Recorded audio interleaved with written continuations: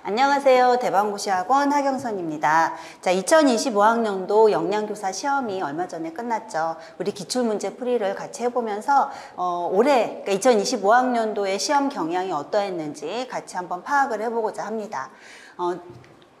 늘 그 과목별로의 그 배점은 약간 유사한데요. 올해 같은 경우에는 그러니까 작년에 비해서 2024학년도에 비해서 단체급식 쪽에서 문제가 조금 더 나왔다라는 게 약간 특징이고요. 일반적인 어떤 그 과목별 배점은 약간 유사합니다. 뭐 한 2점 정도 차이에서 왔다 갔다 플러스 마이너스 2점에서 왔다 갔다 하는 그런 수준이라고 볼 수 있어요. 자, 영양학에서는 이제 탄수화물이랑 철 부분에서 문제가 나왔고요. 니아신 그리고 카르니틴이나 BCAA에 대한 대사 부분에서 문제가 조금 나왔다라고 할 수 있겠고요. 뭐 아시겠지만 한 문제 안에 영양학이랑 생애주기 영양학이 약간 혼합이 되어 있는 그런 문제도 있고, 뭐 영양 판정이랑 식사요법이 혼합되어 있는 그런 문제도 있어서 이게 나누는 게 그렇게 명확하지는 않습니다. 근데 대략적으로 보면 이렇다는 거죠. 그래서 생애주기 영양학에서는 이제 칼슘 대사하고 관련되고, 이건 영양학 쪽인데 칼슘 대사하고 관련된 부분이 나왔고, 폐경기 골 질량하고 관련된 문제가 나왔고요. 그리고 임신기 에너지 대사, 에너지 필요 추정량에 대한 문제들이 나왔죠. 그리고 영양 판정에서는 체중 변화율이라고 하는 거, 그 다음에 국민건강 영양 조사하고 관련된 문제가 좀 나왔고요. 그 다음에 식사요법에서는 알레르기하고 당뇨병, 영양 지원에서 문제가 나왔고, 영양 교육에서는 영양교육 이론 중에서 프리시드, 프로시드, 그 다음에 범이론적 모델에서 문제가 나왔고, 영양 상담하고 관련돼서는 이제 상담 기술이라기보다는 이제 목표하고 관련된 거, 목표 설정이라거나 뭐 요런 부분에서 문제가 출제됐어요. 그리고 식품학에서는 맛성분, 향성분, 그리고 베타카로틴하고 관련된 구조적인 문제가 나왔고요. 그 다음에 조리 원리에서는 우유류, 캔디류에서 문제가 출제됐고, 그 다음에 유생학에서는 보툴리눔증, 그 다음에 클로스트리디움, 보툴리눔에 대한 거, 그 다음에 곰팡이독에서 문제가 나왔고, 단체급식에서는 이제 식사 구성안, 그리고 시설 설비에서 2점짜리 문제들이 배점이 됐고, 그 다음에 재고자산 평가하는 문제, 계산 문제가 또 나왔죠.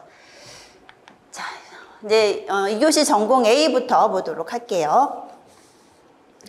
자, 1번 문제 보시면은 다음 대화를 읽고 괄호 안에 기억에 해당하는 값과 니은에 해당하는 효소명을 순서대로 쓰시오.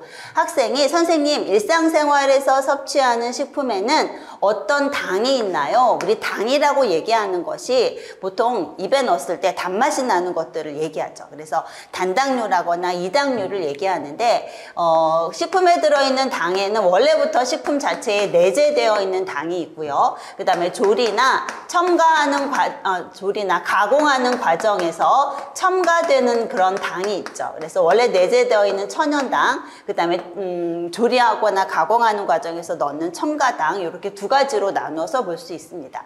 영양교사가 대답해요. 설탕, 유당, 메가당, 액상과당 등이 있어요. 그런데 당류 급원 식품 중 가공식품 비율이 높아지고 있어 식품을 조리, 가공할 때 첨가하는 첨가당을 일정 수준 이내로 섭취하도록 권장하고 있죠. 한국 사람들의 음식이 점점점 달아진다라는 문제점이 있다 보니까 이 당에 대한 어떤 섭취 규제가, 섭취 그 권장량 수준이 좀 제시가 되어 있어요. 그래서 이 첨가당의 경우에는 총 에너지의 10% 이내로 하고 이제 규정이 되어 있죠. 권장한다라고 되어 있어요.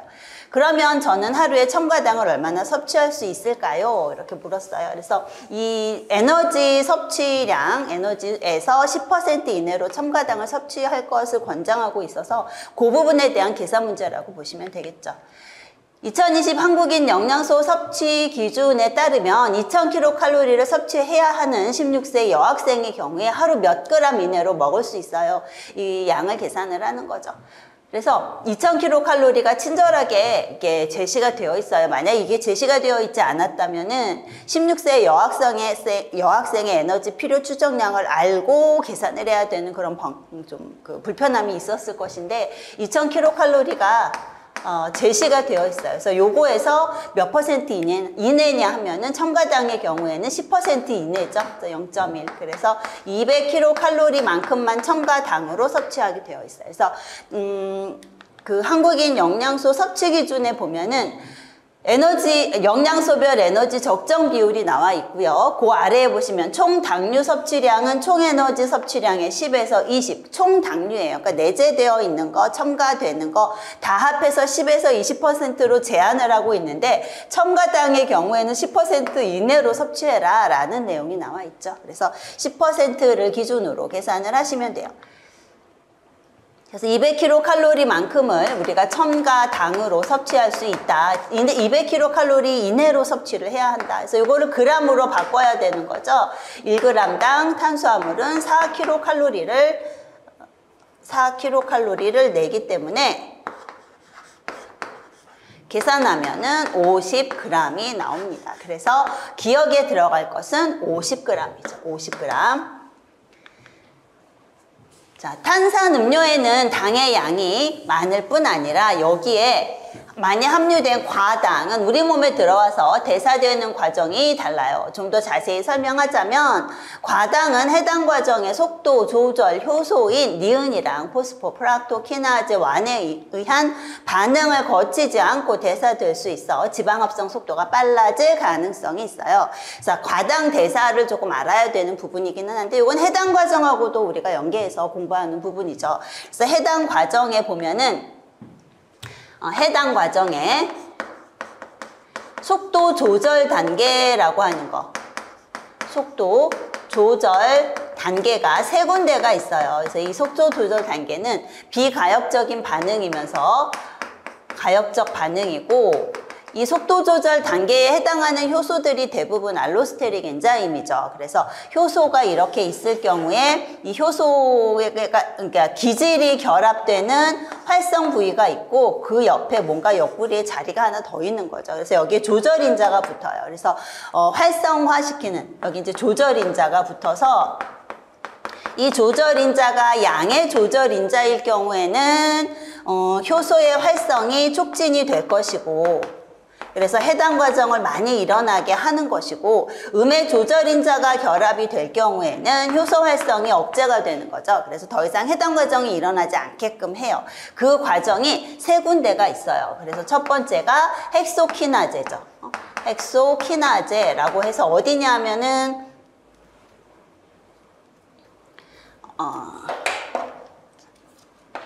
헥소키나제라고 되어 있어서 이 헥소키나제는 포도당을, 글루코즈를 포도당 1인산으로 바꾸는 해당 과정 첫 번째 그 효소죠. 두 번째 속도 조절 단계가 포스포프락토키나제1, 우리 문제에 나와 있는 효소죠.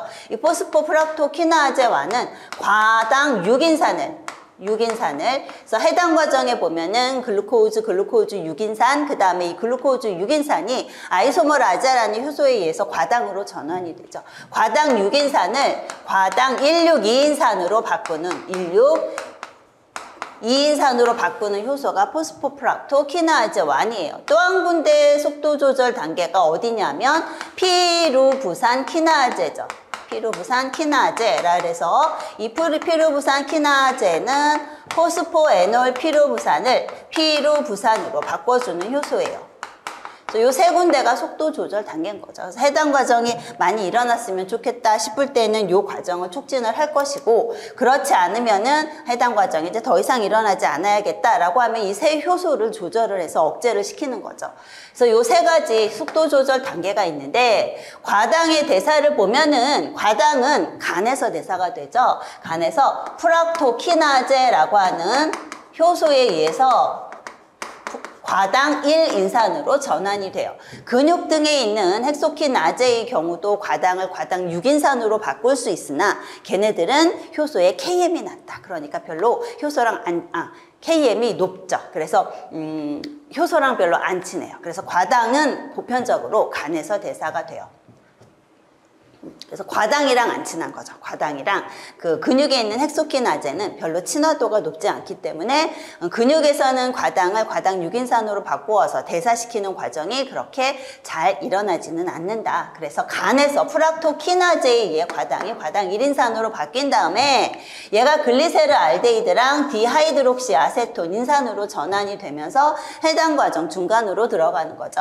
글리세르알데히드의 경우에는 글리세르알데히드 3인산으로 지방산으로 전환이 돼서 해당 과정 중간에서 대사가 될 수도 있고요. 아니면은 글리세롤 3인산으로 바뀌면서 중성지방 합성에 이용이 되기도 하죠. 글리세롤에다가 이 지방산이 3개 붙어 있는 것이 중성지방인데 글리세롤 3인산에다가 합성할 때는 글리세롤 3인산에다가 붙이죠. 그래서 글리세롤에다가 인산기가 붙어 있는 여기다가 지방산을 하나씩 2개씩 붙이다가 마지막에 인산기를 떼내고 지방산을 붙여서 중성지방을 완성을 해요. 그래서 이 글리세롤 3인산의 전구체가 될 수 있는 것이 글리세롤 알데히드. 그래서 해당 과정 중간으로 갈 수도 있고 중성지방 합성의 틀이 될 수도 있죠.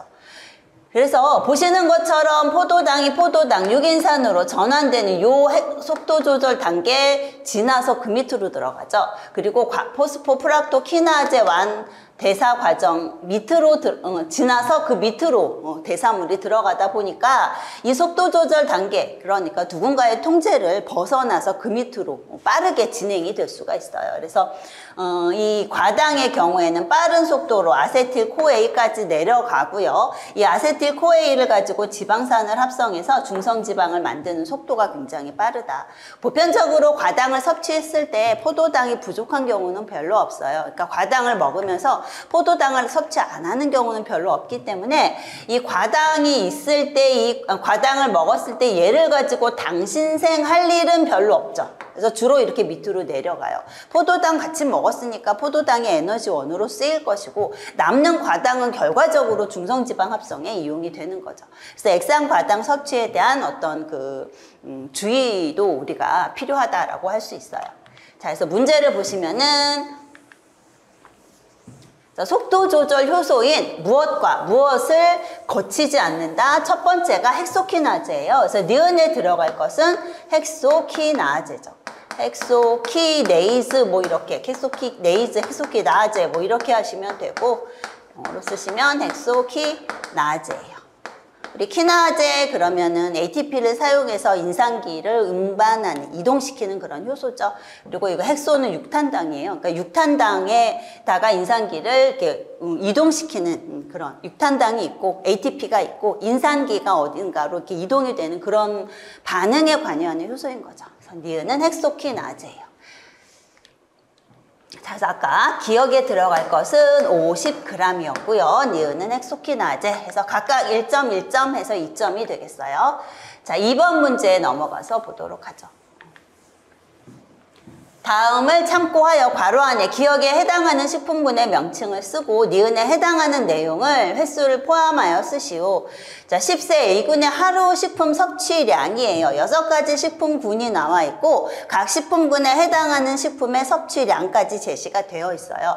이거는 식사 구성안에 해당이 되는 거기 때문에 우리 식품 교환표하고 헷갈리시면 또 안 되는 거고요. 식사 구성안에 나와 있는 대표 식품들의 일회 섭취량 같은 것들은 짬짬이 보면서 우리가 눈에 익혀두어야 되죠. 그리고 식품 교환표에 나와 있는 식품들의 일교환 일교환 단위 양도 우리가 짬짬이 보면서 눈에 잘 익혀두어야 한다라는 얘기를 했었어요. 그래서 이런 것들을 보고 이 사람이 지금 몇 회씩 섭취가 된 것이냐를 우리가 파악을 해야 되는데 약간 눈치껏 하시면 돼요. 어느 정도. 그래서 이렇게 양이 나와 있고 권장 식사 패턴이 나와 있어요. 1900A를 적용을 해서 곡류는 3회, 고기, 생선, 달걀, 콩류는 3.5회, 채소류는 7회, 과일류 1회, 우유, 유제품류 2회, 유지당류 5회 이렇게 권장을 하고 있어요. 자, 그래서 실질적으로 섭취한 것이랑 권장 식사 패턴에 나와 있는 것을 비교했을 때 어떤 식품군이 불균형하게 섭취가 되고 있고 이 균형 잡힌 식생활을 하기 위해서 이 불균형하게 섭취하는 식품군을 어떻게 조절해야 된다라는 내용이 들어가야 되는 거죠. 그래서 이 니은에는 그 섭취 횟수를 포함을 해서 이야기하라고 되어 있었어요. 그래서 일단은 각 식품군의 식품과 섭취량을 보고 몇 회가 섭취됐는지를 파악을 해야 되는 거죠. 곡류는 백미 180g, 국수 90g이에요. 그래서 이게 백미예요. 밥이 아니라 백미다. 그래서 늘 우리 뭐 단체급식 실습 같은 거 하면서 그 캠프로 입력할 때 보면 학생들이 항상 헷갈리는 것 중에 하나가 쌀이냐 밥이냐를 약간 잘못 입력할 때가 많아요. 근데 지금 여기는 지금 백미니까 이건 쌀이죠. 그래서 쌀의 경우에는 1회 횟수가 90g이에요. 근데 이게 만약에 밥이면은 210g인 거죠. 밥은 210g이다. 그래서 보통 중량이 한 2.3배 정도 변화가 된다. 쌀 가지고 밥을 하면 이렇게 조리 원리에서도 언급이 되죠.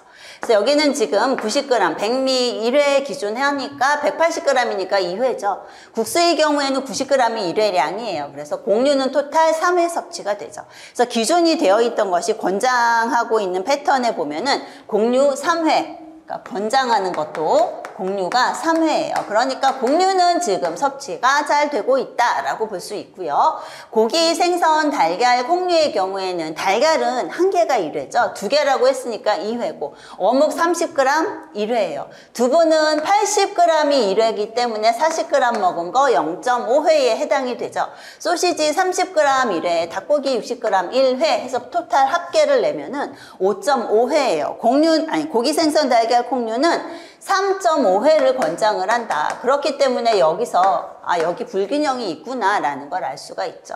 채소류의 경우에도 일반적으로 채소는 보통 70g이 1회예요. 그래서 양상추 70g 1회, 파프리카 70g도 1회, 무 70g 1회, 시금치 70g 1회, 건미역은 10g이 1회고요. 오이 70g 1회, 배추김치 40g 1회예요. 다 더하면 7회라서 권장하고 있는 7회하고 일치하고요. 과일류는 사과 1회예요. 그래서 이것도 사과 100g이고 이게 1회예요. 그래서 1회 권장하고 있으니까 과일도 섭취가 되고 있다. 우리 과일의 경우에는 수박, 딸기, 참외 만 1회 분량이 150g이죠. 그리고 나머지 과일은 100g이 1회 분량이다 라고 보시면 되고, 건대추가 하나 나와요. 그러니까 건대추 말린 거니까 건대추의 경우에는 15g이 1회 분량이죠. 요것만 기억을 하시면 돼요. 그래서 사과는 1회 분량이 100g이다 라고 아시면 될 것 같아요. 그리고 우유나 유제품, 요구르트 액상이면 150g이 1회죠. 이게 호상이었으면 몇 g이 1회예요? 100g이 1회예요. 그래서 호상 요구르트, 아이스크림, 셔벗 같은 것들은 100g이 1회 분량에 해당이 되죠. 우유 200ml 1회 해서 토탈 2회고 2회 권장하고 있었으니까 이것도 잘 섭취를 하고 있는 것이고, 설탕은 10g 1회고 웬만한 기름들은 5g이 1회죠. 그래서 콩기름 5g 1회, 참기름 10g이니까 요거 2회, 버터 5g 1회 해서 다 더하면 요거 5회예요. 그래서 유지 당류의 경우에도 5회 권장하고 있으니까 5회 섭취한 거 맞죠. 그래서 지금 불균형이다 라고 생각이 되는 식품군은 기억에 들어갈 식품군은 고기, 생선, 달걀, 콩류고요. 어떻게 섭취하는 것을, 이 고기, 생선, 달걀, 콩류는 횟수가 들어가야 되니까 2회 적게 섭취하는 것을 권장한다 라는 것이 니은에 들어가면 되죠. 그래서 이거를 횟수를 섭취를 적으라고 하는 것은 지금 이 사람이 섭취한 고기, 생선, 달걀, 콩류가 몇 회인지를 계산할 수 있느냐, 알 수 있느냐를 파악하고자 하는 거죠. 그래서 권장하는 거는 3.5인데 섭취한 것이 5.5니까 2회를 적게 섭취해라. 요거를 쓰게 하는 문제였던 것으로 생각이 돼요. 이번 문제 각각 1점씩 이렇게 배점하시면 되고요. 자, 그 다음에 3번. 다음은 단체급식소의 조리장 내 배수 관련 설비 그림이다. 학교급식 위생관리 지침서에 근거하여 기역 설비 내부의 재질명과 니은 설비의 명칭을 순서대로 쓰시오. 자, 기역이라고 하는 것은 우리 배수로에 뚜껑 덮어 놓은 거. 이거 배수로, 근데 보통 여기에 이제 트렌치가 덮여 있죠. 트렌치. 그래서 기역에 해당되는 것은 배수로 트렌치인데 뭘 쓰라고 했냐면은 재질을 쓰라 그랬어요.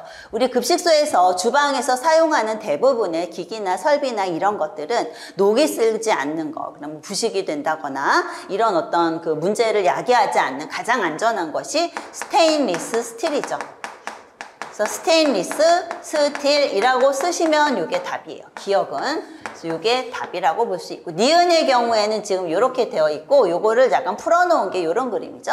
그래서 하수가 유입이 된 다음에 여기 항상 물이 고여 있어요. 차가운 물이 고여 있어서 하수가 유입이 됐는데 우리 주방에서 버리는 물 중에 상당수가 기름이 포함되어 있어요. 뭐 고기 삶은 물 이런 것들은 지방이, 기름이 포함이 되어 있어서 이걸 그냥 버렸을 때 하수관이, 그러니까 뜨거운 걸 버렸지만 내려가면서 식으면은 얘가 굳죠. 그럼 하수관이 막히기도 하고 지방을 그냥 기름을 외부에다가 버렸을 때 환경오염의 원인이 될 수 있기 때문에 이렇게 버리면 여기 차가워요. 기름이 굳죠. 굳으면서 위에 떠요. 이걸 뜰채로 제거하라는 얘기죠. 그래서 기름 제거하고 이제 나머지 그 물이 배출이 될 수 있게 하는 이런 설비를 뭐라고 하느냐? 그리스 트랩이라고 하죠. 그리스 트랩. 그래서 니은에 들어갈 것은, 니은에 해당되는 그 설비의 명칭은 그리스 트랩이에요. 학교급식 위생관리 지침서에 보면은 배수로 트렌치에 대한 설명이 이렇게 나와요. 배수로 트렌치의 폭과 깊이는 신속한 배수가 되도록 적합하게 하고 위생적으로 관리가 될 수 있도록 청소 도구가 삽입될 수 있는 넓이로 설치하고 전체를 틈새가 없고 세척이 용이한 스테인리스 스틸 판으로 마감 처리한다. 스테인리스 스틸이라고 여기 이제 재질명이 나와 있어요. 그리고 모서리 부분은 둥글게 해서 청소가 용이하게. 그래서 배수로가 이렇게 있으면 여기는 이렇게 둥글리란 얘기죠. 여기 뭐가 끼었을 때 제거가 어려우니까. 그리고 바닥이 오염되는 것을 방지하기 위하여 국소, 튀김소 등으로부터 물이 쏟아지는 곳에는 그 물을 수용할 수 있는 적당한 규격의 배수구를 설치한다. 그래서 바닥에 물 고여 있는 것을 방지하기 위해서 이렇게 물을 많이 버리는 그런 조리기구가 있는 그런 근처에는 배수로가 이렇게 설치가 되어 있어야죠. 자, 그 다음에 그리스 트랩에 대한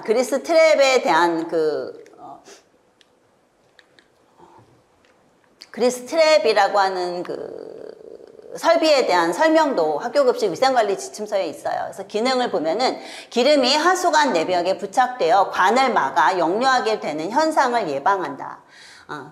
기능이죠. 그리고 정화조에 유입된 조리실 하수의 기름 성분으로 인한 환경오염을 방지한다. 이것이 그리스 트랩의 기능이에요. 그래서 이런 것들 아예 서술형으로 적으라고 문제 나올 수 있다라고 말씀을 드렸는데 이제 이게 안 나오고 그냥 그리스 트랩을 쓰는 간단한 문제들이 나왔어요. 그래서 이게 하나의 1점씩 배점이 되는 거죠.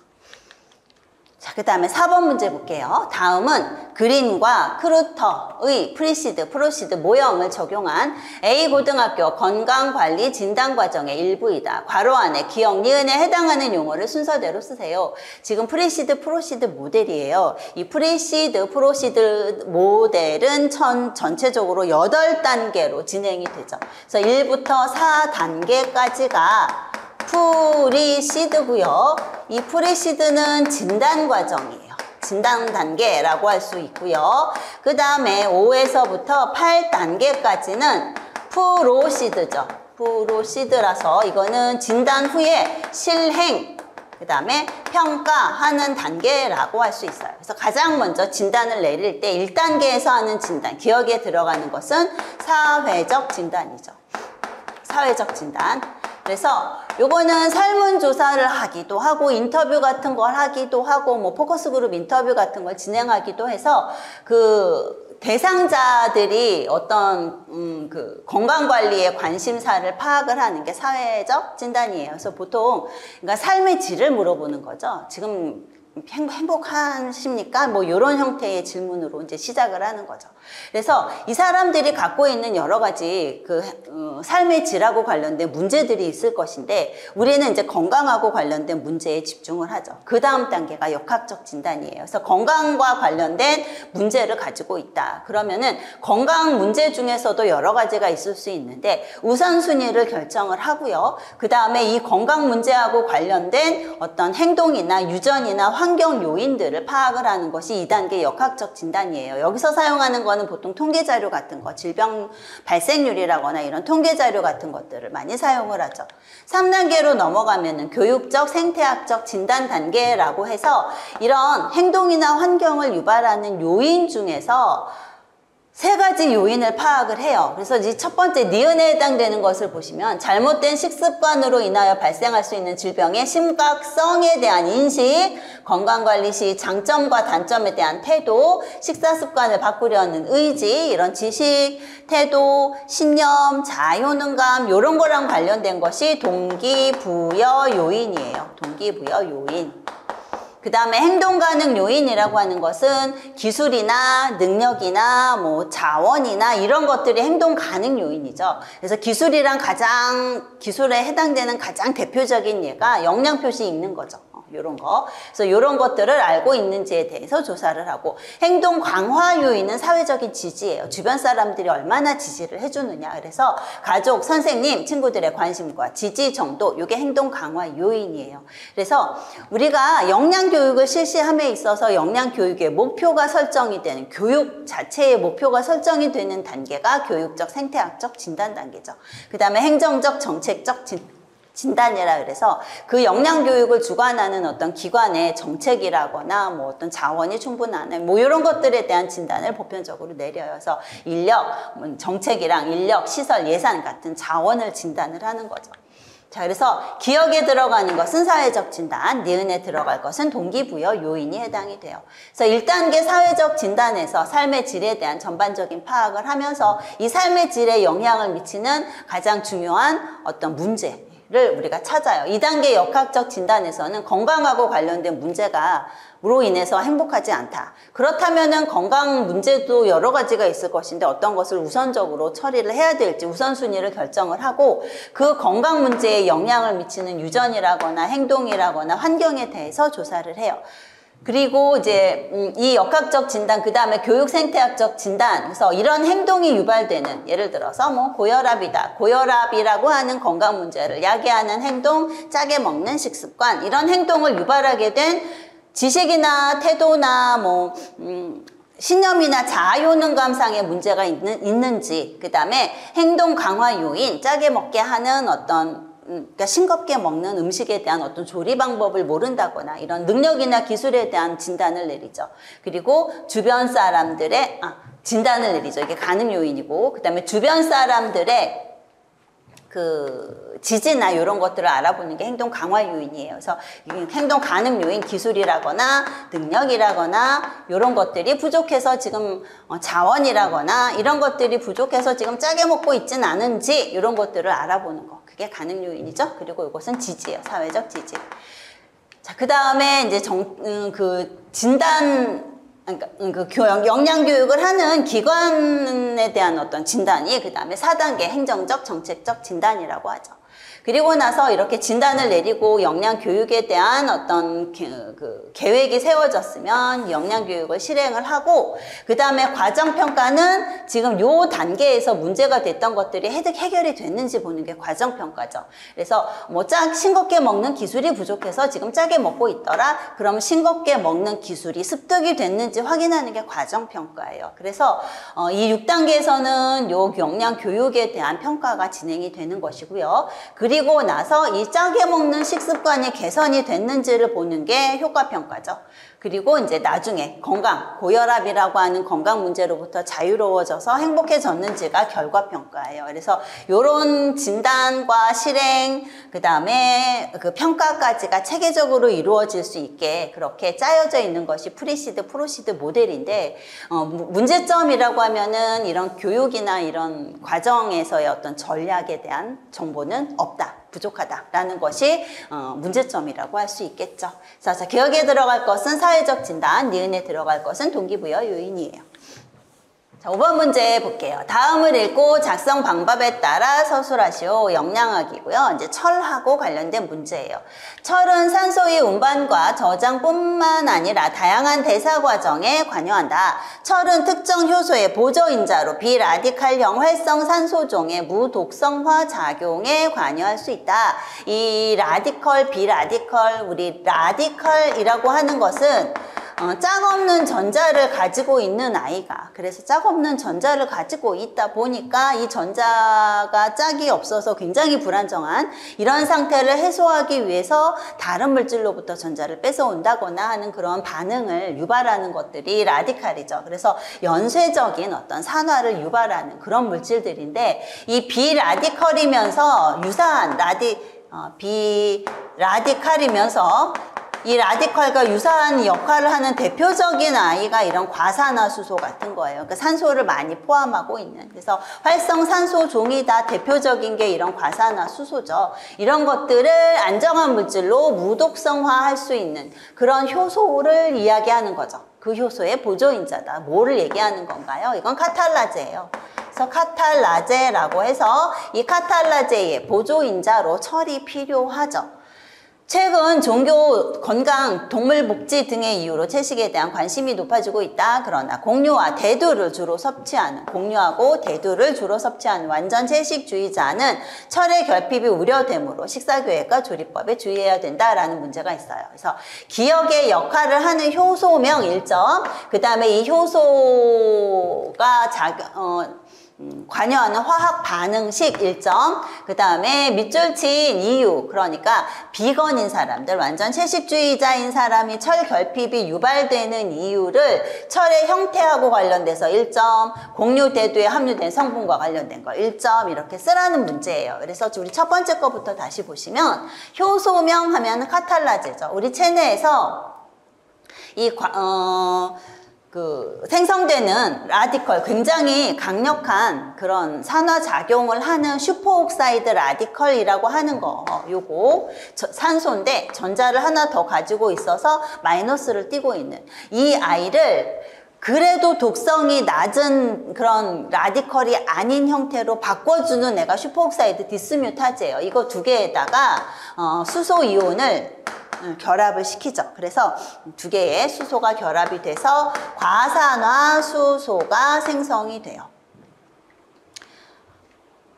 그리고 산소가 하나 나오네요. 이렇게. 요게 슈퍼옥사이드 디스뮤타제가 하는 역할이에요. 그래서 이 슈퍼옥사이드 디스뮤타제는 슈퍼옥사이드 라디컬을 그래도 독성이 낮은, 그러나 여전히 불안정한 이 과산화수소로 바꿔주는 역할을 하는 것이 슈퍼옥사이드 디스뮤타제고, 이 아이하고 관련돼서는 우리 무기질 파트에서 얘가 세포질에 있는 아이였을 경우에는 구리, 아연을 필요로 한다. 그리고 미토콘드리아에 존재하는 슈퍼옥사이드 디스뮤타제의 경우에는 망간을 보조인자로 갖는다라는 거는 이제 공부를 했었어요. 그래서 이런 슈퍼옥사이드 라디컬을 그래도 독성이 낮은 과산화수소로 바꾸지만 이 과산화수소도 여전히 불안정하다. 그렇기 때문에 안정한 다른 물질로 바꿔주는 그 효소가 크게 대표적으로 두 가지예요. 그래서 카탈라제라거나 글루타티온 과산화 효소, 글루타티온 페록시다제 같은 것이 있죠. 그래서 카탈라제의 경우에는 이 카탈라제의 경우에는 이 과산화수소 두 분자를 물과 그 다음에 산소로 바꿔주는 역할을 하죠. 그래서 물과 산소로 바꾸는 역할을 카탈라제가 한다. 그리고 이 과산화수소에다가 두 개의 글루타티온이 두 개가 수소를 전달을 해주면 뭐가 돼요? 물 분자 두 개로 끝나고 글루타티온의 경우에는 이렇게 이황화 결합을 하게 되는 거, 이게 글루타티온 페록시다제죠. 글루타티온 과산화 효소가 하는 역할이에요. 그래서 이 문제에서는 지금 카탈라제가 답이고 카탈라제하고 관련된 반응식은 이런 반응식이 나오면 되겠죠. 그래서 보시는 것처럼 카탈라제, 그 다음에 과산화수소 두 분자가 두 개의 물 분자와 산소로 분해가 된다. 만약에 이 과산화수소를 방치했을 경우에는 이 철이 유리 상태일 경우, 철이 어떤 효소의 보조인자로 작용을 했을 경우에는 항산화 작용을 할 수 있으나 유리 상태로 있을 경우에는 산화 반응을 촉진하는 그런 위험한 물질로 작용을 하게 되죠. 그래서 이 과산화수소가 유리 상태의 철에 의해서는 하이드록시 라디칼을 생성을 하고, 이 하이드록시 라디칼이 또 굉장히 강력한 그런 독성이 있는 물질이죠. 자, 그래서 이 철이 하는 역할을 우리가 유리 상태에서는 어떤 독성이 있는 물질을 생성을 하기도 하고, 그 다음에 효소의 보조인자로서는 항산화 기능도 할 수 있다라는 다소 양면적인 그런 특성이 있는 것이 철이에요. 자, 카탈라제고요. 여기선 답이. 그 다음에 과산화수소, 물과 산소로 분해한다. 요 반응식을 쓰시면 되겠어요. 그리고 두 번째 문제의 경우에는 비건인 사람들, 완전 채식주의자인 사람들이 빈혈이 종종 유발되는, 철의 결핍이 우려되는 이유를 쓰라고 했어요. 첫 번째는 철의 형태고, 두 번째는 공유대두에 함유된 성분과 관련 지어라. 자, 철의 형태, 식물성 식품에 들어있는 철은, 식품의 철은 100% 비햄철이죠. 그리고 동물성 식품에 들어있는 철은 40%가 햄철이고 60%가 비햄철이에요. 우리 햄철과 비햄철의 흡수율 비교를 해보면 체내에 흡수되는 비율, 햄철의 경우에는 흡수되는 비율이 20에서 한 30% 정도가 흡수가 되죠. 20에서 30%. 그런데 비햄철의 경우에는 흡수율이 4에서 10%예요. 그래서 비햄철이 훨씬 더 흡수율이 낮다. 그런데 식물성 식품에는 100% 들어있는 것이 비햄철이기 때문에 상대적으로 동물성 식품을 섭취하는 사람에 비해서 철의 흡수율이 낮고, 그렇기 때문에 철의 결핍이 우려된다. 요 내용을 쓰시면 되겠죠. 비햄철. 그 다음에 공유하고 대두에 들어있는 성분, 우리 철의 흡수를 저해하는 여러 가지 물질들 중에서 보면은 폴리페놀, 피트산, 옥살산, 식이섬유, 그 다음에 금속 이온들이 있어요. 이가짜리 양이온들. 자, 그래서 이 성분들 중에서 공유 대두하고 관련된 거 찾으려고 하면은 피트산이죠. 피트산. 폴리페놀 같은 거는 주로 차나 이런 데 많이 들어있고요. 옥살산은 뭐 시금치나 이런 데 들어있고. 그래서 공유 대두 공통적으로 찾아볼 수 있는 것은 피트산이에요. 그래서 이 피트산에 의해서 이 피트산 구조 여러분들 아시겠지만 이노시톨 구조에 여기에 전부 다 인이 결합이 되어 있어요. 인이. 그래서 인이 이런 형태죠. 이런 게 여기 다 붙어 있는 게 피트산이에요. 그래서 요 사이에 이가짜리 양이온 같은 것들, 뭐 철 이런 것들이 이렇게 끼어서 결합이 될 수 있어요. 그렇게 되면은 이거는 불용성의 복합체가 되고 그대로 흡수가 안 되고 배설이 되는 거죠. 그래서 요 피트산하고 관련된 내용을 두 번째 내용에서는 정답에서는 기재해 주시면 되는 거죠. 그래서 첫 번째 거는 식물성 식품에 포함된 철은 100% 비햄철로 햄철에 비해 흡수율이 낮기 때문에 채식주의자는 철의 결핍이 유발될 수 있다. 그래서 여기는 비햄철이라는 것이 포커스고요. 그 다음에 두 번째, 공유, 대두에 함유된 피트산은 장에서 철과 결합하여 불용성 복합체를 형성함으로써 철의 흡수를 저해하기 때문에 채식주의자는 철의 결핍이 유발될 수 있다. 그래서 피트산과 결합된 철은 불용성의 복합체예요. 흡수가 안 되는 형태. 그렇기 때문에 그대로 배설이 된다. 철의 결핍이 유발될 수 있다. 이렇게 쓰시면 되는 거죠. 자, 그 다음 6번 문제. 다음 자료를 읽고 작성 방법에 따라 서술하시오. 자, 기억은 뼈와 치아에서 칼슘과 인으로 이루어진 수산화 인회성 하이드록시 아파타이트의 형성을 촉진하여 이들 조직의 석회질화를 돕는다. 그러니까 불소의, 이게 이제 정답이 불소인데, 불소의 기능에 우리 교재나 이런 데 보면은 요 내용은 잘 안 나와요. 뭐냐면 수산화 인회성 하이드록시 아파타의 형성 자체를 촉진한다라는 내용은 좀 안 나오기는 하는데, 일단 그 다음 부분을 보시면은 수산화 인해석과 함께 산의 강한 화합물을 형성한다. 이게 뭐예요? 플로르 아파타이트죠. 플로르 아파타이트. 그래서 치아를 견고하게 하며 세균 대사를 억제해서 충치 발생 가능성을 낮춘다. 그러니까 여기까지 읽으면은 이거는 이제 불소라는 것을 우리는 유추해 볼 수 있어요. 그리고 수돗물에 첨가를 한다라고 했으니까 기억에 들어갈 것은 불소죠. 불소.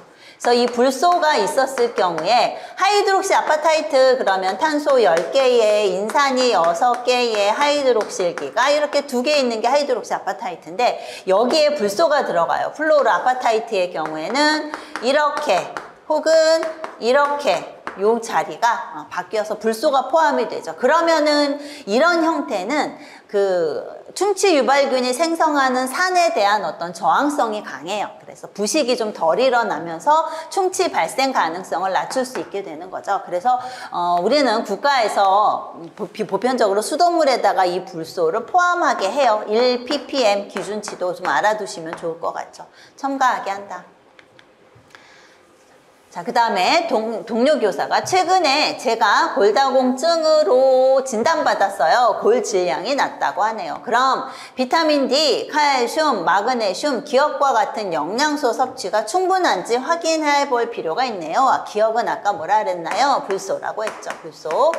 칼슘 섭취량이 부족하다고 해서 보충제를 먹을까 생각 중이에요. 네, 2020 한국인 영양소 섭취 기준에 따르면 50대 여성의 하루 칼슘 권장 섭취량은 얼마예요? 니은에 들어갈 거. 우리 50세 이전의 성인의 경우에는 하루 칼슘의 권장 섭취량이 700이에요. 그런데 50세가 넘어가면은 800으로 늘어나는 거죠. 나이가 들어서 권장하는 그런 섭취량, 그러니까 이만큼 드세요 하는 양이 증가하는 경우는 굉장히 드물다라고 말씀을 드렸었어요. 그래서 나이가 들어서 섭취량이 증가하는 게 비타민 D. 비타민 D가 10마이크로그램이다가 이제 노인기가 되면은 15로 늘어나죠. 이거 하나 있었고 또 한 가지는 여자 칼슘이에요 라고 말씀을 드렸어요. 그래서 50세가 넘어가면은 700, 성인이 700이던 것이 50세가 넘어가면 800으로 증가합니다 라고 했었죠. 그래서 800mg 이고요. 자, 그러나 칼슘을 과다 섭취하는 경우 아연, 망간의 흡수가 방해를 받을 수 있어요. 요거는 뭐냐면 우리가 흡수되는, 무기질이 흡수되는 과정에서 소장, 점막 세포에 보시면은 이가짜리 양이온을 들이는 운반체가 있어요. 이 운반체는 이가짜리 양이온이 공통으로 쓴다. 그렇기 때문에 하나가 많으면 다른 애들이 경쟁에서 밀려서 흡수가 안 되는 거죠. 그래서 우리가 공부하면서 많이 나왔던 것은 철분제랑 그 다음에 칼슘제랑 같이 먹지 말아라. 그리고 그래서 약간 이렇게 텀을 두고 먹어라 라는 얘기를 하죠. 그래서 철분도 이가, 칼슘도 이가이기 때문에 이제 같이 먹었을 경우에 아니면 이제 뭐 칼슘제를 먹고 뭐 철분제를 먹거나 했을 경우에 혹은 철분제 먹고 칼슘제 먹고 이렇게 했을 경우에 이게 경쟁에서 밀려서 흡수가 한쪽이 안 될 수 있다라는 얘기를 했었어요. 그래서 이런 것을 바탕으로 보시면 될 것 같아요. 아연도 이가죠. 망간도 이가예요. 그래서 얘네들이 이가짜리 양이온이라서 칼슘을 과다하게 섭취하면 이런 애들 흡수가 방해받을 수 있다라는 거죠. 무엇이든 적절하게 섭취해야겠네요. 자, 그 다음에 세 번째는 그림이 나와 있었어요. 이렇게 지금 많이 이게 2008년인가 영양교사 시험에도 나왔던 그림인데 유사한 그림이 그때도 나왔었는데 이렇게 지금 골 질량이 나이가 들면서 이렇게 떨어지는 그림이죠. 50세, 60세가 넘어가면서 이게 위에는 남자고 밑에는 여자인데 여자의 골 질량은 갑작스럽게 급격하게 감소해요. 이거는 원인이 뭐냐면 에스트로겐의 분비가 감소하기 때문이죠. 에스트로겐의 분비가 감소하면서 50대가 넘어가면서 골 질량이 급격히 감소하고 그래서 자칫 골절 영역에까지 골 질량 영역까지 내려갈 만큼 골절 영역에까지 해당될 만큼 골질량이 감소하기도 하죠. 자, 그래서 이거는 에스트로겐하고 관련된 설명을 해야 되는 문제였어요. 그래서 괄호한 기억에 해당하는 영양소 명칭 불소였죠. 니은에 해당하는 값은 800mg이에요. 그래서 이것도 1점 이렇게 해야 될 것 같고요. 그 다음에 이가짜리 양이온하고 관련된 칼슘 과다 섭취 시 아연과 망간 흡수가 안 되는 거 이것도 1점이고 그 다음에 골질량 특성 호르몬 포함해서 쓰는 것도 1점으로 배점할 수밖에 없는 그런 문제인 것 같아요. 자, 그래서 그 기억에 들어가는 건 아까 불소라고 했고요. 니은에 들어가는 것은 아까 800mg이라고 했고요. 자, 디귿의 이유. 이가짜리 양이온들이다. 그렇기 때문에 얘네들이 소장 점막 세포에서 흡수될 때 운반체에 대해 경쟁함으로 칼슘의 과다 섭취는 아연과 망간의 흡수를 저해한다라고 하시면 되고요. 그 다음에 리을 구간, 아까 골질량이 50, 60세가 됐을 때 급격하게 감소하는 그 구간에서 나타나는 여성의 골질량 변화 특징을 호르몬 명칭을 포함해서 쓰는 거. 호르몬은 에스트로겐이 포함이 돼야 되겠죠. 에스트로겐의 작용을 보면은 얘가 그 그 조골세포의 합성을 촉진하면서 파골세포가 때가 되면 죽게 만드는 그런 활성을 억제하는 작용을 해요. 그런데 이 에스트로겐 분비가 감소하게 되면은 조골세포는 합성이 저하되고 파골세포의 활성은 급격하게 증가해서 파골세포 수가 많아져요. 그래서 그만큼 골소실이 많아지고 그로 인해서 골밀도가 감소하게 되는 거죠. 그래서 요 중간에 있는 내용도 좀 보시면은 골소실이 증가하면서 혈중에 칼슘, 뼈에서 꺼낸 칼슘이 많아지다 보니까 부갑상선 호르몬 분비가 감소가 되고 이 부갑상선 호르몬이라는 것은 혈중에 칼슘이 낮았을 때 분비가 되는 거죠. 근데 얘가 높아지니까 분비가 감소가 돼요. 그러면은 이 부갑상선 호르몬 기능 중에 하나가 비타민 D를 신장에서 활성화시켜요. 그 활성이 안 되다 보니까 칼슘 흡수가 안 된다. 이런 기전도 하나 나올 수가 있고요. 그 다음에 에스트로겐이 그 칼슘이 흡수되는데 관여하는 뭐 칼빈딘이나 이런 그 단백질 합성을 촉진하는 그 단백질의 유전적 발현을 촉진하는 작용을 한단 말이죠. 그러니까 유전적 차원에서 칼슘 흡수에 관여하는 단백질의 합성을 촉진한다. 그렇기 때문에 에스트로겐 분비가 안 됐을 때 신장에서도 흡수가 안 되고 소장에서도 흡수가 안 돼요. 그래서 그만큼 칼슘이 적어지면서 골질량이 감소를 하게 되는 거죠. 그래서 이 내용은 이렇게 정리를 하시면 될 것 같아요. 폐경 후 50대 60대 폐경 후 여성은 에스트로겐 감소로 인해 조골세포가 줄어들고요. 파골세포 활성이 늘어나면서 소장에서는 칼슘 흡수가 저하되고 신장에서는 칼슘 배설이 증가하면서 골질량이 급격히 감소하게 된다. 이렇게 요약을 하시면 될 것 같아요. 그래서 에스트로겐이 감소한다. 그래서 조골세포나 파골세포 상의 어떤 불균형이 나타나고 소장에서 칼슘 흡수도 안 되고 신장에서 칼슘의 재흡수도 안 되면서 배설도 증가하고 그런 세 가지 차원, 뼈, 신장, 소장 세 가지 차원에서 칼슘 대사상의 문제가 유발된다라는 내용으로 정리해서 적어주시면 될 것 같아요. 자, 그 다음에 7번. 다음은 식중독 사고에 관한 보도자료이다. 작성 방법에 따라 서술하시오.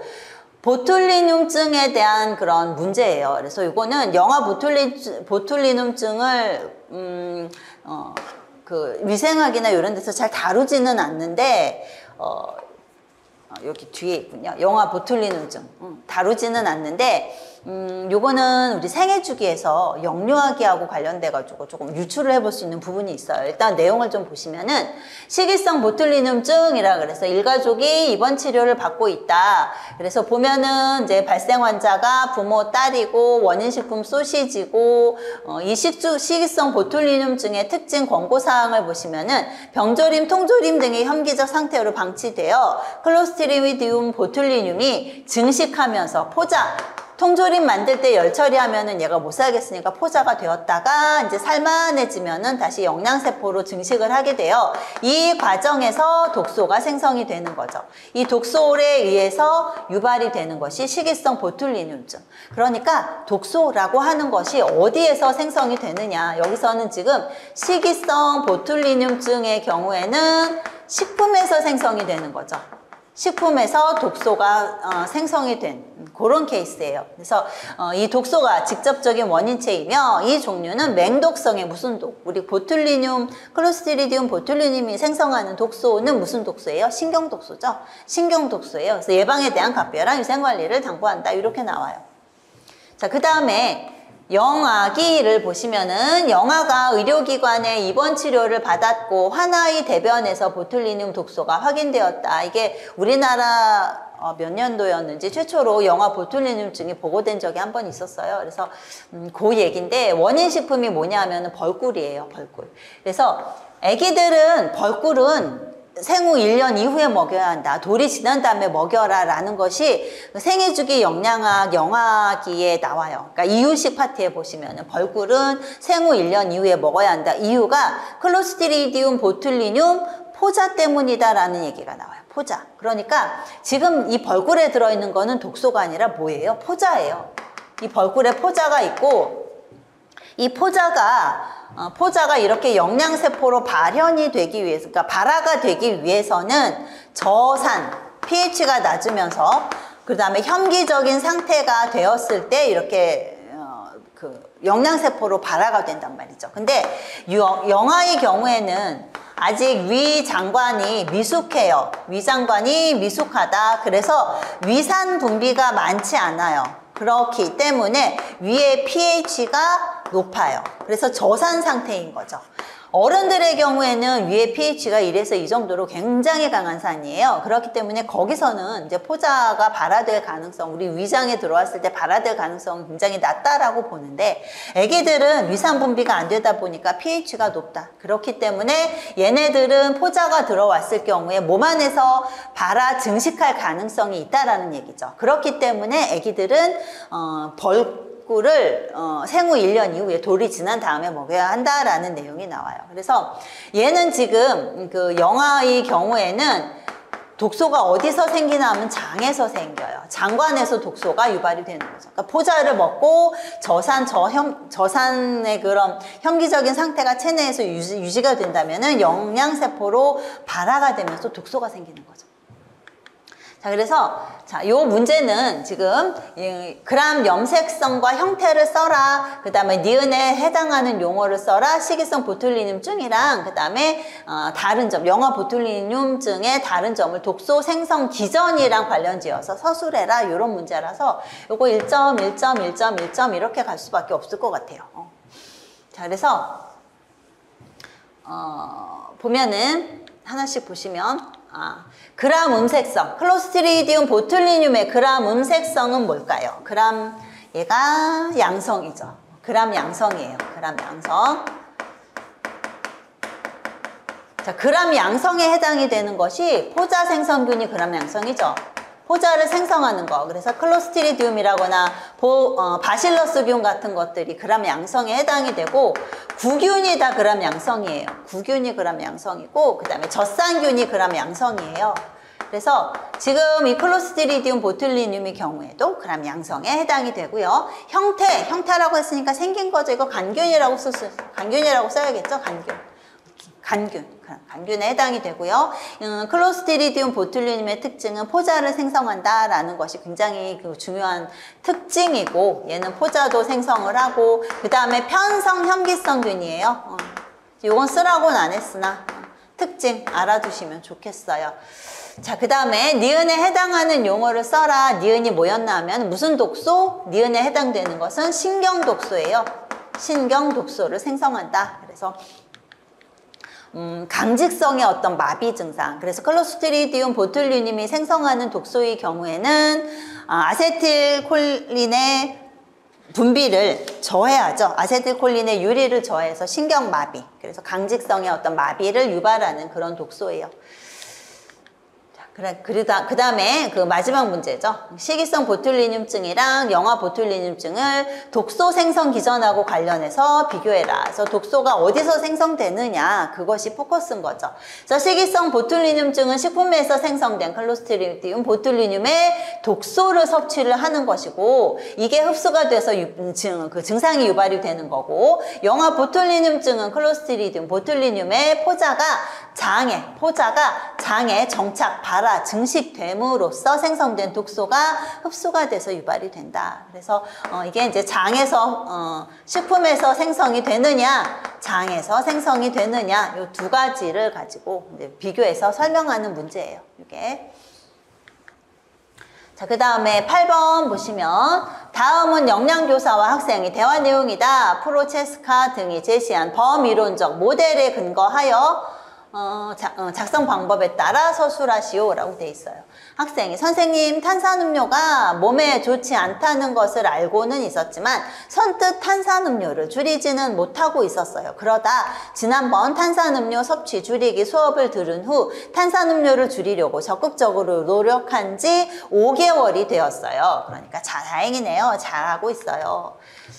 그래서 지속적으로 잘했을 때는 저 스스로에게 칭찬을 하고 작은 선물도 사주고 있어요. 좋은 방법이네요. 힘든 점은 없나요? 그랬더니 외식을 하게 되면 탄산음료를 마시고 싶어져요. 그래도 탄산음료 대신 물이나 차를 마시려고 노력해요. 그러니까 훌륭하게 잘하고 있어요.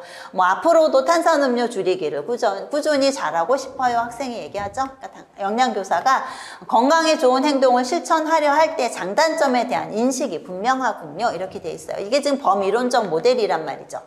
자, 기억에 해당하는 행동 변화 단계의 명칭과 의미를 서술할 것. 니은 디귿 외에 행동 단계에 활용할 수 있는 변화 과정 전략 두 가지의 명칭을 쓸 것. 범위론적 모델의 개념적 리을에 해당하는 것을 쓸 것 이렇게 돼 있어요. 그래서 요거는 배점을 하실 때 행동 변화 단계의 명칭, 의미 뭐 해서 이게 1점 1점으로 될까요? 그리고 요거는 지금 그 두 가지의 명칭을 써라 1점 갈 수밖에 없을 것 같죠. 그리고 마지막 거 1점 이렇게 배점을 해야 하지 않을까 싶어요. 그래서 보시면 첫 번째 거, 우리 범위론적 모델의 개념을 보면은 4가지로 구성이 되어 있죠. 행동 변화 단계. 그래서 행동 변화 단계는 고려 전 단계, 고려 단계, 그 다음에 준비 단계, 그 다음에 행동 단계, 유지 단계 이렇게 돼 있어요. 행동 단계, 유지 단계. 그래서 기준이 고려 전 단계는 6개월 내에 뭘 할 생각이 전혀 없는 거.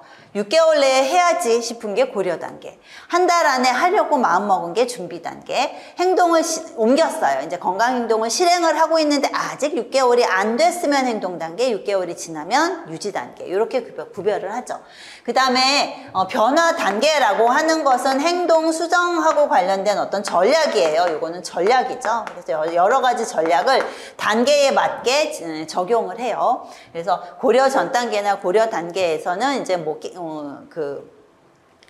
깨우치게 하는 거죠. 그러니까 지금 이런 행동이 얼마나 위험한지에 대한 어떤 의식 증가라거나 극적인 안심, 환경 재평가 이런 어떤 전략을 쓰고요. 고려 단계에서 준비 단계로 넘어갈 때는 자신 재평가, 준비 단계에서 행동 단계로 넘어가게 하려면은 자신 방면이라 그래서 이제 뭐 약속도 하고 뭐 서약서도 쓰고 막 이러죠. 행동 단계, 유지 단계에서는 이런 전략이 적용이 될 수가 있어요. 그래서 이런 그 전략에 대한 게 변화 과정이고요. 의사결정 균형이라고 하는 것은 행동을 결정할 때 이제 행동을 해야겠다라는 어떤 그 의사결정을 할 때 이 행동을 했을 때의 장점, 긍정적인 측면, 단점, 부정적인 측면이라거나 장애 요인이라거나 이런 것들을 고려하는 게 의사결정 균형이에요. 그래서 이런 것들, 장점, 단점 이런 것들을 잘 저울질을 해서 잘 파악을 해서 잘 인식을 한 다음에 이 행동을 옮겼을 때 이 장점에 대한 부각이 크면 장점이 저울에 올려놨을 때 더 크다라면은 이 행동을 계속 유지할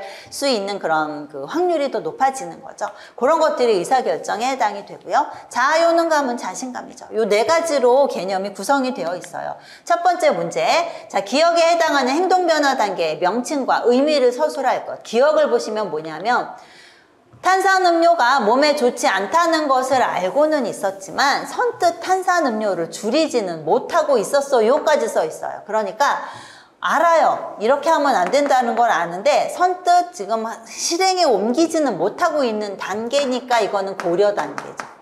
고려 단계에 해당이 되는 거죠.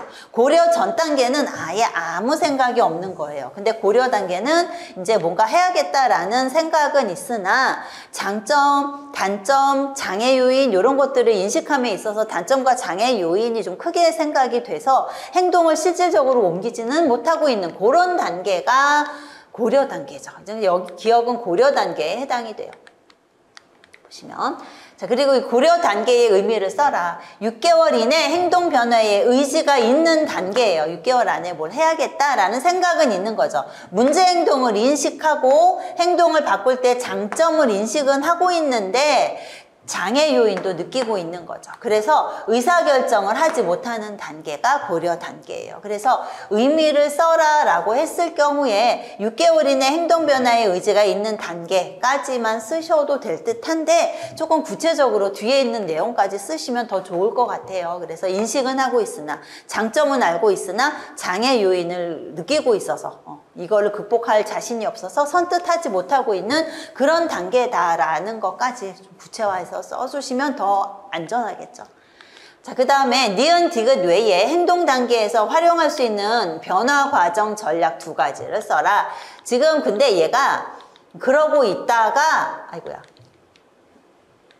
네. 하고 있다가 지난번에 탄산음료 섭취 줄이기 수업을 들은 다음에 적극적으로 노력을 하고 있어요. 이제 행동 단계로 들어간 거죠. 근데 아직 6개월은 안 넘어갔으니까 이 친구는 지금 행동 단계에 해당이 되는 애예요. 그래서 다행이네요. 잘하고 있어요. 이렇게 하고 있죠. 행동 단계에서 쓸 수 있는 전략을 보시면은 지금 두 가지는 이 친구가 하고 있어요. 지속적으로 잘했을 때는 저 스스로에게 칭찬을 하고 작은 선물도 사주고 있어요. 이거 보상관리죠. 보상관리. 그 다음에 탄산음료 대신 물이나 차를 마시려고 노력해요. 이거 대체 조절이죠. 대체 조절. 그래서 보상관리, 대체 조절은 지금 나와 있어요. 요거 말고 두 개를 더 써라. 보시면은 보상관리, 대체조절 있으니까 나머지 두 개는 자극조절과 조력관계라고 쓰셔야 되는 거죠. 그래서 자극조절이라는 것은 어떤 바람직한 행동을 할 수 있게 하는 자극은 늘리고 바람직한 행동을 하는데 방해가 된다거나 바람직하지 않은 어떤 행동을 유발할 수 있는 자극은 줄이고, 이게 자극조절이에요. 그래서 뭐 탄산음료 치우고 주변에 물을 많이 둔다라거나 이런 것들이 자극조절, 그러니까 건강한 어떤 음료를 둔다라거나 하는 것이 자극 조절에 해당이 되는 거죠. 조력 관계는 주변의 어떤 지지, 도움 이런 것들이에요. 그래서 뭐 동호회를 한다거나 뭐 버디 시스템을 한다거나 이런 것들이 조력 관계에 해당이 되죠. 그래서 여기서는 쓰면 되죠. 자극 조절, 조력 관계 이렇게 쓰시면 되고요. 그 다음에 범이론적 모델의 개념 중에서 밑줄 친 리을에 해당되는 게 뭐냐? 리을이 뭐냐면 건강에 좋은 행동을 실천하려 할 때의 장점, 단점에 대한 인식이 분명하군요. 의사결정을 할 때 이런 것들을 충분히 지금 고려하고 의사결정을 했다라는 거예요. 그래서 이거는 의사결정 균형이 해당이 되는 거죠. 의사결정 균형. 그래서 문제를 보시면은 지금 장점, 단점이 나왔다라는 것 때문에 전략을 쓰시면 안 되는 거죠. 그러니까 의식 증가라거나 이런 걸 쓰시면 안 되는 거예요. 그래서 개념이에요, 개념. 개념은 지금 4가지로 구성이 되어 있다라고 했었어요. 그래서 행동 변화 단계라거나 그 다음에 행동 수정하고 관련된 전략이라거나 자아효능감, 의사결정 균형 요 4가지가 개념이기 때문에 그 4개 중에서 해당되는 걸 써야 되는 거죠. 그래서 의사결정 균형이라고 쓰시면 되겠어요. 자, 그 다음 9번 볼게요. 다음을 읽고 2020 한국인 영양소 섭취 기준을 고려하여 작성 방법에 따라 서술하시오. 임신부의 에너지 필요 추정량은 해당 연령의 일반 성인 여자의 에너지 필요 추정량에 추가분을 더하여 설정했으며 삼분기는 임신 기간을 3분기로 나눠서 분기별로 각각 다르게 설정했어요. 그래서 0, 그 다음에 0이 아니라 3분의 1, 그 다음에 1분기, 2분기, 3분기인 거죠. 이렇게 3가지로 나눠서 추가량이 설정이 되어 있어요. 임신기간 동안 에너지 영양소의 에너지 적정 비율 범위로 탄수화물은 몇 %, 단백질, 지방은 이렇게 설정이 되어 있다. 자, 기억은 추가분이고요. 니은은 잠깐 보시면은 탄수화물의 적정 비율 성인이랑 똑같아요. 55에서 65%죠. 이거는 성인이랑 똑같다. 자, 문제 하나씩 보시면 밑줄 친 기억을 설정한 이유를 설명하되 이때 고려된 항목 2가지를 포함해서 서술할 것 이렇게 돼 있어요. 그래서 이것도 이제 2가지 항목 1.1점 하시면 될 것 같고, 임신 이전 에너지 필요 추정량이 1900이었다면 1분기 에너지 필요 추정량은 얼마냐? 요거 1점이고 그 다음에 수치 범위 1점 이렇게 하시면 되겠어요. 자, 그래서 일단 추가분을 설정할 때의 근거는 2가지 항목이었죠. 아무래도 임신을 하게 되면은 기초 대사가 증가해요. 기초 대사가 증가한다. 그래서 아무래도 심혈관계에 되게 바빠져요. 혈액량도 증가해서 심혈관계의 활성이 증가하고 기능도 증가하게 되고, 호흡기계 쪽에도 기능이나 이런 것들이 증가하게 되고, 그 다음에 배설 쪽에서도 활성이나 기능이 증가하게 되는 거죠. 그래서 전반적으로 기초 대사가 증가하니까 엄마가 생명 현상 유지에 필요한 에너지가 많이 필요한 거죠. 그래서 에너지 소모가 증가된다. 그 소모 증가분이 있고, 그 다음에 태아가 성장을 해야 되고 엄마도 몸에 축적을 하고 있는 게 있기 때문에 그만큼의 축적되는 양을 고려한 것이 에너지 축적량이에요. 그래서 2가지를 감안을 해서 추가분이 설정이 돼요. 1분기에는 추가분이 따로 없어요. 2분기에 340, 3분기에 450 이렇게 설정이 되어 있어요. 이 수치는 여러분 잘 알고 계실 거고요. 자, 설명을 하실 때는 기초대사량이 증가하고 태아 성장 모체 조직이 증가하니까 에너지 소비량 증가분, 그 다음에 모체 조직 성장에 요구되는 에너지 축적량을 합산해서 추가분을 설정해요. 그래서 에너지 소비량 증가분, 에너지 측정량 요 두 가지가 꼭 포함이 되어야 되는 거죠. 그 다음에 임신 이전에 1900 먹었어요. 1분기에는 추가량이 아까 없다라고 했어요. 추가량이 없어요. 그러니까 임신 전에 1900이었으면 1분기에는 그냥 1900kcal인 거죠. 괄호 안에 니은에 해당하는 수치의 범위를 쓸 것, 니은의 범위 55에서 65% 이렇게 하시면 되고요. 자, 10번 다음 대화를 읽고 작성 방법에 따라 서술하시오. 작성 방법이 빠졌네. 우유는 무슨 색인가요? 흰색이지만 약간 노르스름한 색도 보여요. 네, 흰색은 우유 단백질인 기역과 인산칼슘이 콜로이드 용액으로 분산되어 광선에 반사된 것이고 노르스름한 색은 카로틴이랑 니은 때문이에요. 우유가 뿌옇게 보이는 이유는 칼슘 포스포 카제이네이트의 교질 그 용액이 빛에 그 반사가 된 그런 형태다라고 했었어요. 그래서 이 뿌연 색깔은 칼슘 포스포카제네이트의 교질 용액이 빛에 반사된 거다. 그러니까 기억에 들어갈 것은 뭘까요? 인산칼슘, 칼슘 포스포네이트는 나왔죠. 그러니까 포스페이트는 나왔으니까 카세인이 들어가야 되는 거죠. 카세인. 그래서 이 카세인이라는 거는 구조를 보면 인산기가 결합이 되어 있고 이 인산기 사이사이 칼슘이 결합되어 있는 그런 형태로 미셀을 형성을 하고 있어서 이게 이제 커다란 분자, 단백질 분자이다 보니까 교질 용액을 형성을 하죠. 근데 그게 빛에 반사가 되면서 뿌옇게 보이는 거다. 노르스름한 색은 카로틴도 있고 또 하나 우유에 들어있는 약간 노란색을 띠는 형광색을 띠는 것이 리보플라빈이에요. 그래서 우유에 들어있는 색소는 요런 색소가 우유의 색은 요런 것들이 기여한다. 자, 그래서 우유가 그런 색을 띠는군요. 그럼 우유를 가열해 볼까요? 우유를 가열하니 바닥에 덩어리가 생기고 엷은 갈색으로 변했어요. 네, 바닥의 덩어리는 우유 단백질인 디귿이 가열에 의해 변화된 겁니다. 우유 단백질은 80%가 카세인이죠. 80%가 카세인이고 나머지 20%가 유청 단백질이에요. 유청 단백질. 그래서 유청 단백질에서는 락트 알부민이 있고요. 그 다음에 락토글로불린이 있죠.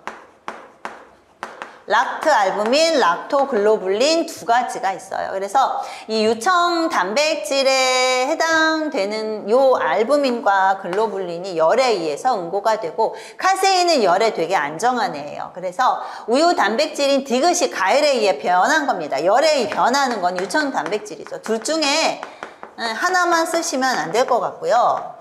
락토알부민, 락토글로불린 둘 중에 하나만 쓰시면 안 될 것 같고 그냥 뭉뚱그려 유청 단백질이라고 쓰시는 게 맞는 것 같아요.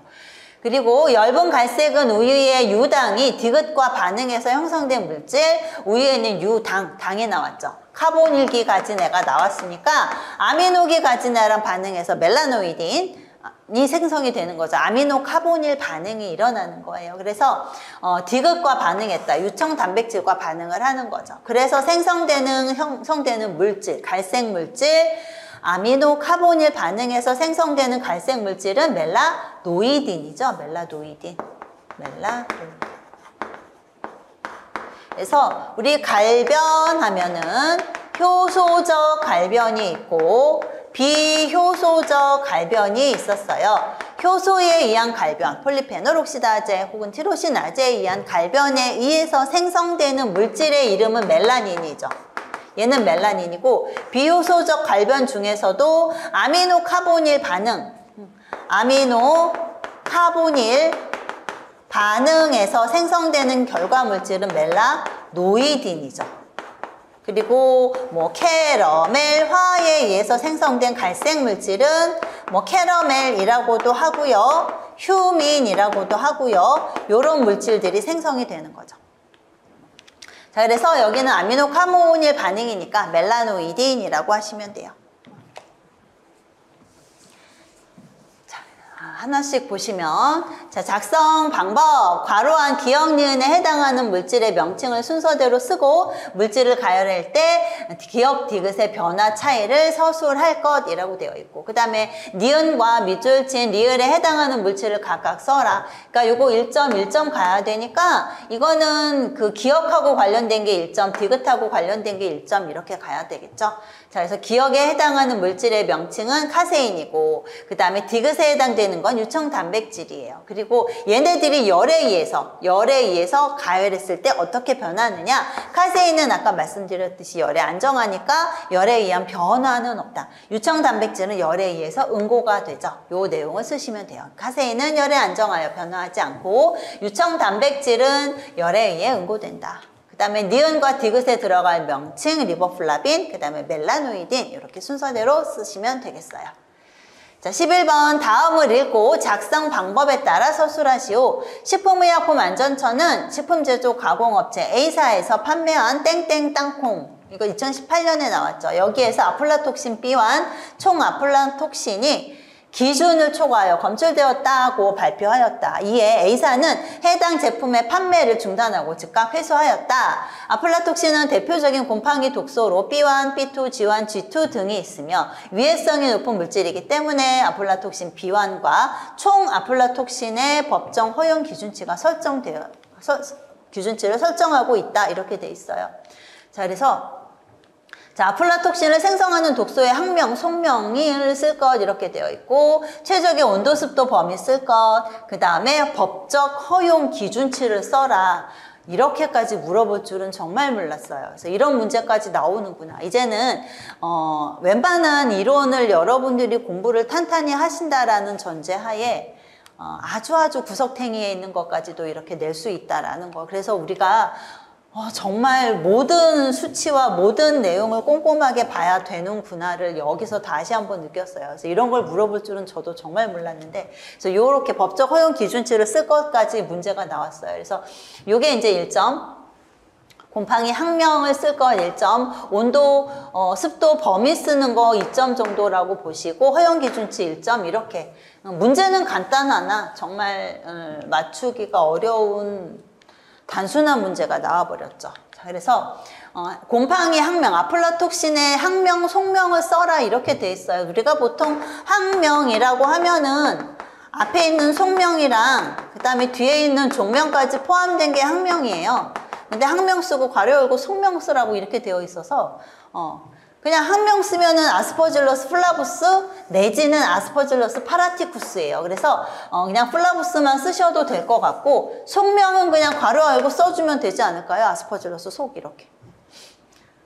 좀 의미가 없습니다만.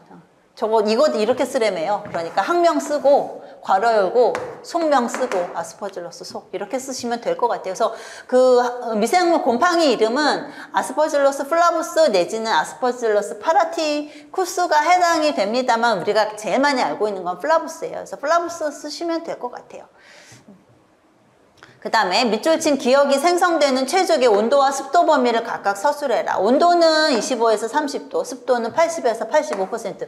이런 것도 물어볼 줄은 몰랐네요. 그래서 이것도 이제 뭐 교재에는 나오기는 했습니다만 이런 것까지 암기하고 가셨을까 좀 걱정은 되더라고요. 그래서 최적 온도 25에서 30도, 최적 습도 80에서 85%예요. 뭐 수분 활성도 16% 이상 뭐 이런 내용도 있었죠.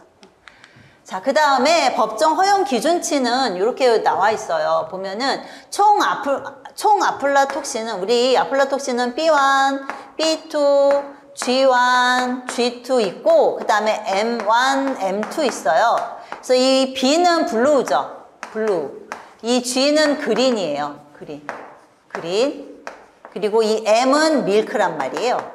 그러니까 밀크는 말 그대로 유제품에서만 발견이 되니까 얘는 따로 떼놓고 나머지를 다 합친 거, 이게 총 아플라톡신이에요.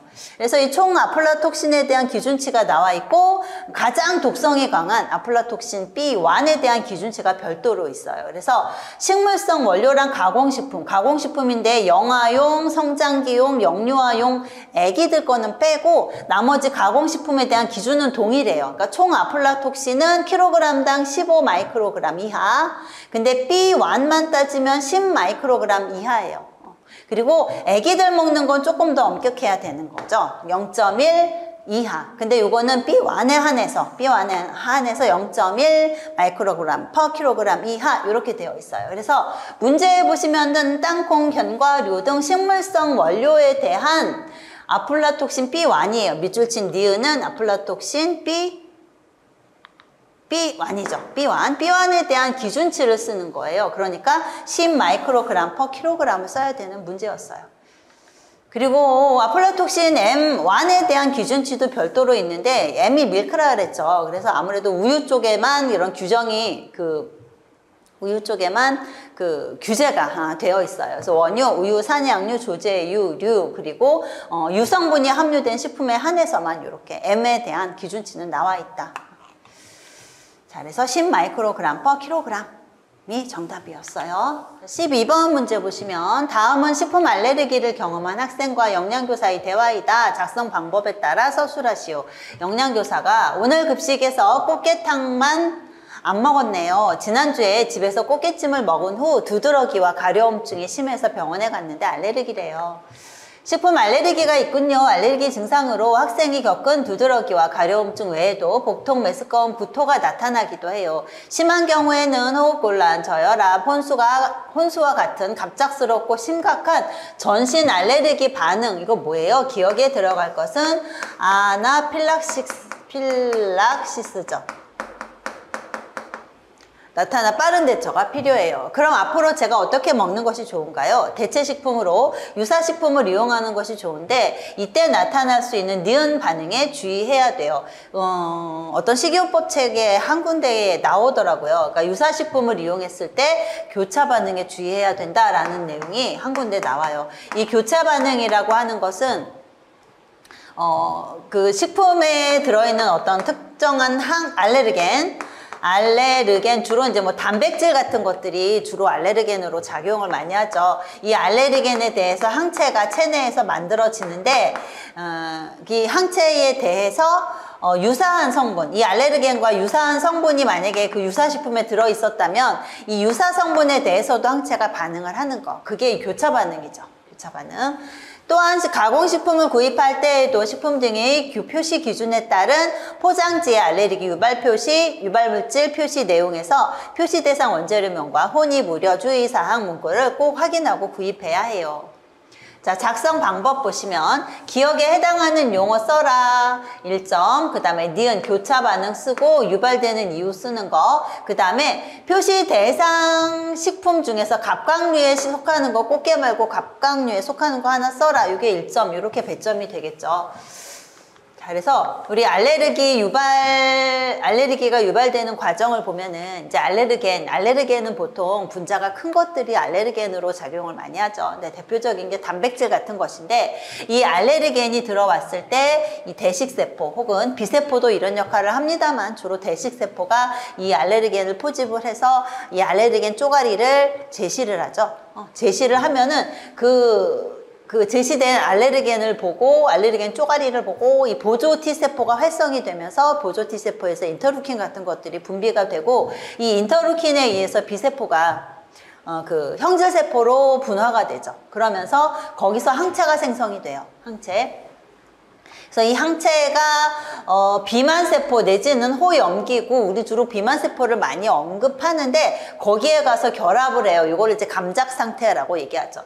이렇게 결합되어 있다가 똑같은 알레르겐이 들어왔을 때 이 비만세포 안에 있던 여러 가지 화학물질들이 분비되면서 알레르기 반응이 유발이 돼요. 이 화학물질 중에 대표적인 것이 히스타민이죠. 히스타민. 자, 그래서 이런 알레르기 증상이 전신성 증상으로 나타나는 거, 그것을 우리가 아나필락시스라고 하고요. 자, 그 다음에 니은에 해당하는 용어는 아까 교차 반응이라 그랬어요. 그러니까 교차만 쓰시면 되는 거죠. 교차만 쓰시면 되는데 이런 경우죠. 그러니까 알레르겐에 의해서 이런 항체가 생겨서 비만세포에 이 항체가 결합이 되어 있었는데 동일한 알레르겐이 아니라 유사한 알레르겐, 그러니까 성질이 약간 비슷한 아이가 들어왔을 때 이렇게 똑같이 반응이 일어날 수도 있다. 그게 교차 반응이에요. 그래서 뭐 달걀을 먹어서 달걀 단백질에 의해서 항체가 생성이 됐다 하더라도 그 단백질과 비슷한 성질을 가진 어떤 다른 아이가 들어왔을 때 그때도 마찬가지로 이 감작 상태가 성립이 되어 있는 그 항체에 가서 걔가 결합이 되면서 히스타민 같은 물질들이 분비가 될 수 있다. 그게 교차 반응인 거죠. 그래서 이 교차 반응이라고 하는 것은 알레르기 유발식품의 알레르겐, 뭐 대표적인 것이 단백질 같은 것이긴 한데 알레르겐과 유사한 성분이 유사식품에 존재할 때 알레르기 유발식품에 의해 생성된 항체가 유사식품에 대해서도 반응을 할 수 있기 때문에 이런 교차 반응이 나타날 수 있다. 그래서 유사한 성분에 의한 교차 반응이 나타날 수 있음을 염두에 두고 유사식품을 선택할 때도 주의를 해야 된다라는 내용인 거죠. 자, 밑줄 친 디귿의 표시 대상 식품 중에서 갑각류에 속하는 식품을 써라. 식품의약품안전처에서 제시하는 알레르기 유발 식재료, 그리고 뭐 학교급식법 시행규칙에도 보면은 이제 요런 내용들이 나와 있습니다만 참고해라 이렇게 나와 있기는 한데 거기에 보면은 토탈 19가지 식품들이 나와 있어요. 근데 여기 조개류에 보시면 굴, 전복, 홍합 이렇게 되어 있죠. 그래서 이 굴, 전복, 홍합을 각각 따로 해가지고 토탈 22개라고 나오기도 해요. 그래서 여기에 이제 나와 있는 것 중에서 갑각류를 찾아보시면 지금 게는 제외하라고 했으니까 새우가 하나 있죠. 갑각류는 새우. 여기 나와 있는 것 중에 새우 하나예요. 그래서 새우라고 쓰시는 게 답이죠. 자, 여기까지가 전공 A하고 관련된 내용이었어요. 그래서 전공 A 12문제가 12문제를 지금 풀이를 해봤고요. 아시겠지만, 아까도 말씀을 드렸습니다만, 우리가 일반적으로 이제 크게 하는 공부들 이외에 굉장히 소소한 것들, 아주 구석에 나와 있는 그런 수치 같은 것들도 변별력을 높이기 위함인 것 같기는 한데, 나올 수 있기 때문에 공부를 정말 꼼꼼하게 하셔야 하는구나, 라는 거를 다시 한번 느꼈어요. 조금 쉬었다가 우리 전공 B 문제풀이 마주 진행하도록 할게요.